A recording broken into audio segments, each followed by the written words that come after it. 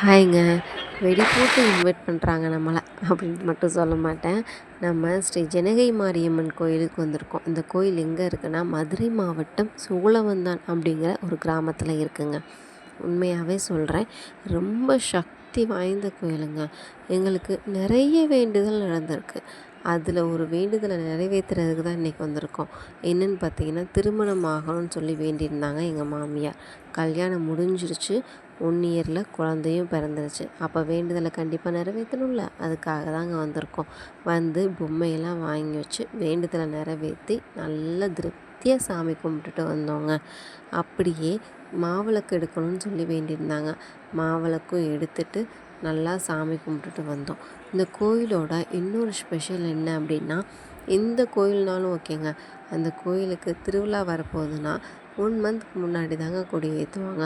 ஆனால் இந்த கோயிலோட ஸ்பெஷலே 3 மந்த்ஸ்க்கு முன்னாடியே கொடி ஏற்றிடுவாங்க. அதுக்கப்புறம் கண்டினியூவாக ஆள் வந்துக்கிட்டே இருப்பாங்க.